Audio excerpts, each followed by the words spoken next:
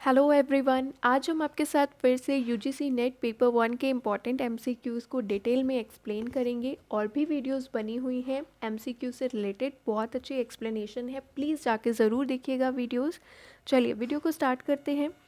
सबसे पहला क्वेश्चन है हमारा, match correctly the items of column 1 with item of column 2। मतलब कॉलम 1 दिया है और कॉलम 2 दिया है, आपको करेक्टली आइटम्स को मैच करना है। पहला है dyslexia, B dysgraphia, C dyscalculia and D ADHD. अगर हम बात करते हैं डिसलेक्सिया की, डिसलेक्सिया ये क्या होता है, इसमें बच्चे को रीडिंग में डिफ़िकल्टी आती है। जो लर्नर्स होते हैं उनको डिफ़िकल्टी आती है रीडिंग में, मतलब वो सही से रीड नहीं कर पाते हैं चीज़ों को, उन्हें डिफ़िकल्टी होती है रीडिंग में। तो डिसलेक्सिया का जो राइट हो जाएगा वो क्या हो जाएगा, डिफ़िकल्टी इन रीडिंग, रीडिंग में डिफ़िकल्टी आना। और बात करते हैं डिसग्राफिया की, जहाँ कहीं भी आपको अगर वर्ड दिख जाता है ग्राफिया, जहाँ कहीं भी आपको अगर वर्ड दिख जाता है कौन सा, ग्राफिया, तो ग्राफिया का मतलब क्या होता है, ग्राफिया का मतलब है राइटिंग से। ठीक है, जहाँ कहीं भी आपको ग्राफ वर्ड मिल जाता है तो उसका मतलब है राइटिंग से। तो डिसग्राफिया का मतलब कि ऐसी डिफ़िकल्टी इन राइटिंग या फिर राइटिंग से रिलेटेड जो डिसेबिलिटी होती है लर्नर्स में, उसे हम बोलते हैं डिसग्राफिया। नेक्स्ट बात करते हैं डिसकैल्कुलिया की। डिसकैल्कुलिया मतलब कैलकुलिया वर्ड जो है वो अपने आप में ही कैलकुलेशन को शो कर रहा है कि कैलकुलेशन ठीक नहीं है। अर्थमेटिक आपको कैसे दे सकता है क्वेश्चन में, डिसकैल्कुलिया मतलब डिफ़िकल्टी इन डूइंग मैथमेटिक्स हो सकता है, अर्थमेटिक दे सकता है, या फिर कैलकुलेशन परफॉर्म करने में डिफ़िकल्टी आती है। तो डिसकैल्कुलिया का क्या हो जाएगा, difficulty in doing mathematics. Dyslexia का हो जाएगा डिफ़िकल्टी इन रीडिंग, और डिसग्राफिया का हो जाएगा डिफ़िकल्टी इन राइटिंग। एडीएचडी की बात करें तो डिफ़िकल्टी इन कॉन्सेंट्रेटिंग। अगर हम एडीएचडी की फुल फॉर्म को देखें तो एडीएचडी की फुल फॉर्म क्या होगी, अटेंशन अटेंशन रुकिए मैं इसको थोड़ा सा लार्ज करके दिखाती हूँ आपको, वेट, यहाँ पे देखिए एडीएचडी, एडीएचडी की फुल फॉर्म क्या होती है, अटेंशन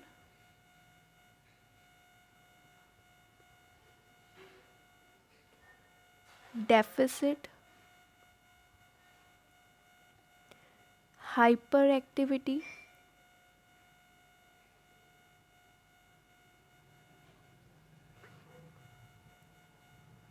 डिसऑर्डर। तो एडीएचडी की फुल फॉर्म क्या होती है, attention deficit hyper activity disorder. ADHD का जो लर्नर होता है उसको किस में डिफ़िकल्टी आती है, वो एक काम को टिक कर नहीं कर सकता, मतलब एक एक काम को फोकस्ड रह के करने में उसे बहुत प्रॉब्लम आती है, और वो लंबे समय तक एक ही ड्यूरेशन में वो उस चीज़ पे फोकस नहीं रह सकता। तो एडीएचडी वाला जो लर्नर होता है ना, उसको डिफ़िकल्टी होती है एक सिंगल टाइम में फोकस करने में, मतलब एक लंबे समय तक वो एक काम पे फोकस नहीं कर सकता। तो ऐसे बच्चे के लिए हमें क्या करना चाहिए, उन्हें अलग अलग टास्क देने चाहिए। उन्हें एक ही काम में उलझा कर रखना उन्हें अच्छा नहीं लगता है, उन्हें वैरायटी चाहिए होती है, वो सिंगल चीज़ पे अटेंशन अपना नहीं दे पाते हैं, और वो हाइपर एक्टिविटी होती है उनमें, मतलब वो चाहते हैं कि हम जल्दी जल्दी हर काम करें। तो ऐसे बच्चों को हमें सिंगल टास्क नहीं देना चाहिए, अलग अलग टास्क देना चाहिए, सो दैट कि उनका अटेंशन जो है वो एक चीज़ पे तो रहता नहीं है, अलग अलग चीज़ पे, तो वो उस चीज़ को करके उन्हें सेटिस्फेक्शन मिले। तो जल्दी से हम एक बार रिकॉल कर लेते हैं। डिसलेक्सिया रीडिंग डिसेबिलिटी है, डिसग्राफिया राइटिंग से रिलेटेड डिफ़िकल्टी है, और डिसकैल्कुलिया हमारी कैलकुलेशन से रिलेटेड, अर्थमेटिक से रिलेटेड, या फिर मैथमेटिक्स से रिलेटेड। तीनों में से कोई भी वर्ड आपके सामने हो सकता है, या फिर मैथमेटिकल ऑपरेशन से रिलेटेड भी हो सकता है। एडीएचडी कॉन्सेंट्रेटिंग, इसमें कॉन्सेंट्रेशन नहीं हो पाता है, किसी एक चीज़ पे फोकस नहीं हो पाता है, लंबे समय तक हम किसी एक चीज़ पर फोकस नहीं दे पाते हैं ऐसे लर्नर्स। तो इसका जो राइट आंसर हो जाएगा वो क्या होगा, ए का सेकंड, ये सेकंड पार्ट, एक ए का सेकंड, बी का थर्ड, सी का फर्स्ट एंड डी का फोर्थ। चलिए नेक्स्ट क्वेश्चन पे चलते हैं। Academic performance of students is determined by intelligence, motivation, physique और gender. एकेडमिक परफॉर्मेंस जो स्टूडेंट की एकेडमिक मतलब स्कॉलिस्टिक परफॉर्मेंस, अब यहाँ पे एकेडमिक की जगह आपको और भी कौन सा वर्ड मिल सकता है, एकेडमिक की जगह आपको स्कॉलिस्टिक वर्ड भी मिल सकता है, स्कॉलिस्टिक। जब कभी भी आप वहाँ पे क्वेश्चन को रीड करें तो ऑप्शंस पे ज़रूर जाइएगा, क्योंकि आप तो पूरा क्वेश्चन रीड करने में अपने टाइम वेस्ट कर दिया, लेकिन ऑप्शंस को भी ध्यान रखना है।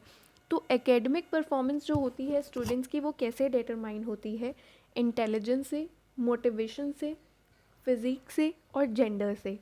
आप लोगों ने आईक्यू स्केल पढ़ा होगा जिसमें हम अलग अलग मतलब आईक्यूज़ में डिवाइड करते हैं बच्चे को। जैसे एक एवरेज पर्सन की जो आईक्यू होती है वो होती है 90 to 110 इन आईक्यू स्केल, ठीक है। तो इंटेलिजेंस का तो बहुत इफ़ेक्ट पड़ता ही है, और जो गिफ्टेड होते हैं उनका आईक्यू जो होता है वो 120 to 140 से अबव ही होता है। तो इंटेलिजेंस का बहुत ज़्यादा इफ़ेक्ट तो पड़ता ही है, बट हाँ इतना भी नहीं, लेकिन इंटेलिजेंस का बहुत ज़्यादा फ़र्क पड़ता है। तो ये पॉजिटिविटी में हम ले सकते हैं वर्ड को। मोटिवेशन, ऑब्वियस ही बात है, मोटिवेशन तो एक पॉजिटिव वर्ड है, ये तो हमें क्वेश्चन के आंसर में शामिल करना ही पड़ेगा। तो जहाँ कहीं भी पहले तो आपको बी वर्ड दिख रहा है, सेकंड मोटिवेशन जहाँ पर भी ऑप्शन में होगा वो आपके लिए बिल्कुल सही होगा, और जहाँ पर वो नहीं होगा तो उसे हम कैंसिल भी कर सकते हैं। देखिए बी कहाँ पे है, थर्ड वन में है और ए में है, तो इन दोनों को हमें देखना है। फिज़िक और जेंडर, हो सकता है किसी की फिज़िक ना भी ज़्यादा अच्छी हो, तो इसका मतलब ये तो नहीं है कि उसका एकेडमिक परफॉर्मेंस नहीं अच्छा होगा।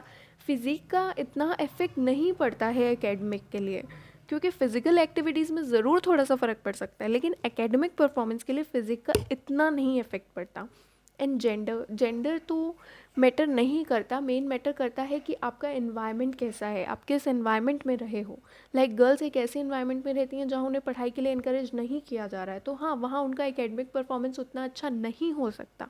तो जेंडर नहीं कह सकते, बट हाँ इन्वायरमेंट ज़रूर इफ़ेक्ट करता है। तो जो पॉजिटिविटी में सबसे है वो है इंटेलिजेंस एंड मोटिवेशन। तो इसका जो राइट आंसर हो जाएगा वो क्या होगा, ए एंड बी ओनली। एक बार फिर से मैं आपको बताती हूँ कि academic performance of student is determined by, academic की जगह आपको स्कॉलिस्टिक वर्ड भी मिल सकता है। इंटेलिजेंस वर्ड बहुत पॉजिटिव में है, क्योंकि आईक्यू लेवल्स होते हैं अलग अलग, तो आप वहाँ से भी देख सकते हैं कि एकेडमिक में बहुत इफेक्ट पड़ता है आईक्यू वगैरह का। एंड मोटिवेशन, मोटिवेशन अगर मिलेगा तो एकेडमिक परफॉर्मेंस तो इम्प्रूव होगी ही होगी, लेकिन फिजिक का हम नहीं कह सकते। और जेंडर से ज़्यादा रोल जो इम्पोर्टेंट प्ले करता है वो एनवायरनमेंट प्ले करता है। चलिए नेक्स्ट क्वेश्चन पे चलते हैं। Which one of the following group of commission on education has been chronologically in an order of year in which they were constituted, मतलब आपको इनके एक सही क्रम में या सीरियल वाइज इन्हें अरेंज करना है जब जब ये कॉन्स्टिट्यूट हुए हैं, ठीक है। Which of the following group of commission and education has been chronologically, chronologically का मतलब होता है टाइम के अकॉर्डिंगली आपको लगाना है, सबसे पहले फिर उसके बाद फिर उसके बाद वाला, इन एन ऑर्डर ऑफ ईयर, साल के हिसाब से जब ये कॉन्स्टिट्यूट हुए हैं। तो हम बात करते हैं पहले तो कोठारी कमीशन, मुदालिया कमीशन और राधा कृष्णा कमीशन, तीन के बारे में बात की गई है। तो बात करते हैं अगर हम राधा कृष्णन कमीशन की, तो ये कब इस्टेब्लिश हुई थी, राधा कृष्णन कमीशन कब मतलब अपॉइंट की गई थी, तो 1948 से 1949 के बीच में। और मुदालियर कमीशन 1952 से 53 में। Kothari commission 1964 to 1966। एक बार मैं इनको यहाँ पे लिख देती हूँ। तो इसका जो राइट हो जाएगा वो हमारा कौन सा होगा, राधा कृष्णन कमीशन सबसे पहले, फिर मुदालियर कमीशन, फिर कोठारी कमीशन। अगर बात करते हैं राधा कृष्णन कमीशन की, तो राधा कृष्णन कमीशन कब इस्टेब्लिश हुई थी, 1948 से 49, आप ये ध्यान रख सकते हैं। मुदालियर कमीशन 1952 से 1953 तक। ये ऐसे याद रखते कि जिस टाइम कमेटी इस्टेब्लिश हुई और जब उसने अपनी रिपोर्ट सबमिट करी, तो ये 2 ईयर्स जो होते हैं वो मेन होते हैं। Kothari commission 64 to 66, 1964 to 1966। एक बार फिर से Radha Krishnan commission 1948 to 1949, Radha Krishnan commission को हम यूनिवर्सिटी एजुकेशन कमीशन भी कहते हैं। मुदालियर कमीशन को हम सेकेंडरी एजुकेशन कमीशन कहते हैं और कोठारी कमीशन को हम इंडियन एजुकेशन कमीशन कहते हैं 1964 टू 1966। एक बार हम इन्हें यहाँ पर शॉर्ट पे लिख देती हूँ। कोठारी कमीशन को क्या कहते हैं? Indian education commission.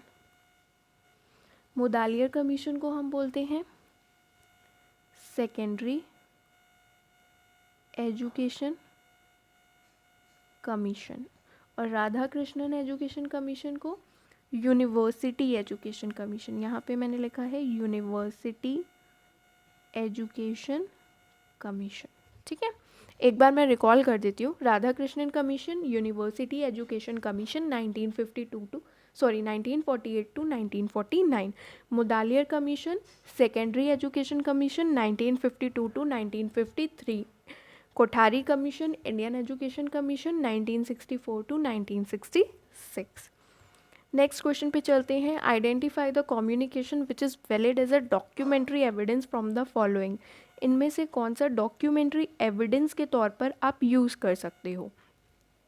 Written communication, verbal communication, gestural communication और नॉन वर्बल कम्युनिकेशन। अगर हम बात करते हैं तो रिटन कम्युनिकेशन की, रिटन कम्युनिकेशन का सबसे बड़ा एडवांटेज यही होता है कि हम इसे एविडेंस के तौर पर यूज़ कर सकते हैं। तो जब कभी भी आप रिटन कम्युनिकेशन के बारे में डिटेल में पढ़ेंगे ना, तो सबसे पॉजिटिविटी जो पॉइंट का निकल कर आता है इसका, वो यही निकल कर आता है कि इसे हम एज अ एविडेंस यूज़ कर सकते हैं। तो इसका जो राइट आंसर होगा वो हमारा क्या होगा? Written communication. ठीक है, अगर बात करें वर्बल कम्युनिकेशन की, तो बोल रही हूँ, हो सकता है कल मैं अपनी बात से मुकर जाऊँ, तो ये तो हम एविडेंस के तौर पर नहीं रिकॉर्ड कर सकते, या रिकॉर्ड कर भी सकते हैं बट एज एन एविडेंस जो सपोर्ट होगा, डॉक्यूमेंट्री एविडेंस बोला गया है, तब आपका रिटन है। रिकॉर्ड तो हम वर्बल को भी करके एज एन एविडेंस दिखा सकते हैं, बट यहाँ पर जो मेन वर्ड आपका फोकस वाला है वो है डॉक्यूमेंट्री एविडेंस। ठीक है, तो इसका जो सबसे पॉजिटिव होगा वो रिटन कम्युनिकेशन। इसका फ़ायदा ये है कि हम इसे मतलब अपना जो भी चीज़ें हैं हम याद नहीं रख सकते हैं, तो उसे हम स्टोर भी करके रख सकते हैं। तो रिटन कम्युनिकेशन के ये फ़ायदे हैं। चलिए नेक्स्ट पे चलते हैं। Match the following types of communication with their distinguishing examples. कुछ एग्जाम्पल्स दिए हैं, जैसे formal communication, informal communication, outward communication, inward communication, government agencies, circular, memos, group chain. अगर हम बात करते हैं आउटवर्ड और इनवर्ड कम्युनिकेशन की, आउटवर्ड और इनवर्ड कम्युनिकेशन के लिए जो होगा वो होगा सर्कुलर और मेमोज में से कोई एक। लेकिन फॉर्मल कम्युनिकेशन के लिए तो गवर्नमेंट एजेंसीज या फिर ग्रुप चेन, इन दोनों के लिए जो होगा या तो ये दोनों होंगे। अब हम कैसे इसको देखेंगे? हमें अपनी हेल्प लेनी है ऑप्शंस की। किसकी हेल्प लेनी है? ऑप्शंस की। चलिए देखते हैं। सबसे पहले इनफॉर्मल और आउटवर्ड और इनवर्ड में सर्कुलर और मेमोज को ही देखना है। तो इनवर्ड और आउटवर्ड, सी और डी के लिए सिर्फ सेकंड और थर्ड होना चाहिए। तो जहाँ जहाँ वो नहीं है उसे हटा दीजिए। देखिए यहाँ पर सी के लिए फर्स्ट है और सेकंड है, सी और डी के लिए सेकंड एंड थर्ड। तो ये आपको दोनों जो मिल रहे हैं वो फोर्थ में मिल रहे हैं। तो सीधा सा आपका आंसर क्या हो जाएगा? Fourth one. ठीक है, आपका जो सीधा आंसर बन जाएगा वो क्या बन जाएगा? फोर्थ वाला। बट इसका थोड़ा सा मुझे ऑप्शंस ठीक नहीं लग रहे, क्योंकि फॉर्मल कम्युनिकेशन तो बेसिकली एक गवर्नमेंट एजेंसीज़ के पर्सपेक्टिव से भी ठीक है कि हाँ गवर्नमेंट एजेंसीज़ के लिए भी इम्पॉर्टेंट है, बट वैसे देखा जाए तो ग्रुप चेन के हिसाब से तो थोड़ा सा इसमें मिस्टेक है। बट हाँ, फोर्थ का ये हम कह सकते हैं कि ये सही है। ए का फोर्थ उन्होंने formal communication group chain and informal communication government agencies और आउटवर्ड कम्युनिकेशन के लिए सर्कुलर होता है, और डी के लिए जो इनवर्ट कम्युनिकेशन के लिए है वो मेमोज। सर्कुलर की बात करें तो जैसे सर्कुलर होता है वो एक लार्ज फॉर्म ऑफ ऑडियंस के लिए होता है, और मेमोज जो होता है वो एक रिमाइंडर के तौर पर, मेमो शॉर्ट फॉर्म होती है मेमोरेंडम की। और सर्कुलर किस लिए होता है? एक लार्ज स्केल के लिए होता है, मास डिस्ट्रीब्यूशन के लिए। खैर इसके कुछ ऑप्शंस में मिस्टेक है, तो इसे हम देखेंगे थोड़ा सा इसको, एक बार मैं चेक करूँगी कि इसके ऑप्शंस में क्या है क्या नहीं है, बट मेरे हिसाब से फिर जो ऑप्शंस के बेसिस पे अगर हमें सेलेक्ट करना पड़े तो हमें इसे ही सेलेक्ट करना पड़ेगा। ठीक है, नेक्स्ट क्वेश्चन पे चलते हैं। क्लासरूम कम्युनिकेशन कैसा होना चाहिए? Like a computer program, dictatorial और purposeful, pragmatic, choose the correct option from those given below. अगर हम बात करें तो आपके लिए ये वर्ड्स जो होते हैं वो बहुत नेगेटिव होते हैं। अथॉरिटेरियन, जहाँ पर भी आपको ये वर्ड दिख जाए तो ये आपको क्या करना है, इसे आपने करना है क्रॉस। ये आपके लिए पॉजिटिव वर्ड बिल्कुल भी नहीं है। वैसे ही डिक्टेटोरियल भी जो है वो आपके लिए पॉजिटिव वर्ड बिल्कुल नहीं है। अगर बात करते हैं कंप्यूटर प्रोग्राम की तरह हमें बच्चे को समझना है तो ऐसा बिल्कुल भी नहीं करना है। पर्पसफुल, क्लासरूम कम्युनिकेशन जो होना चाहिए वो कैसा होना चाहिए, पर्पसफुल होना चाहिए कि अगर आप कोई भी चीज़ पढ़ा रहे हो तो उसे किस पर्पस के लिए पढ़ा रहे हो, पूरा पर्पसफुल बातचीत होनी चाहिए, नहीं कि बाहर की बातें चल रही हैं, आपस की गॉसिप्स हो रहे हैं। तो क्लासरूम कम्युनिकेशन ऐसा बिल्कुल नहीं होना चाहिए, पर्पसफुल होना चाहिए। प्रैग्मेटिक वर्ड का मतलब होता है कि एक्सपीरियंस बेस्ड, हम उन्हें एक्सपीरियंस देकर सिखाएं। तो हाँ, क्लासरूम कम्युनिकेशन बिल्कुल प्रैग्मेटिक होना चाहिए। जैसे आप कोई भी टॉपिक बच्चे को पढ़ा रहे हो तो आप उसके प्रीवियस एक्सपीरियंस को लिंक करके ज़रूर पढ़ा सकते हो, ये गलत नहीं है। बट उसके प्रैग्मेटिक का वर्ड ही क्या होता है, एक्सपीरियंसेस दे दे के सिखाना बच्चे को, तो ये भी पॉजिटिव वर्ड है। तो C and D is the right answer. तो गाइज़ ये वीडियो यहीं पे ख़त्म होती है। अगर आपको वीडियो पसंद आए तो प्लीज़ लाइक करिएगा। Thank you.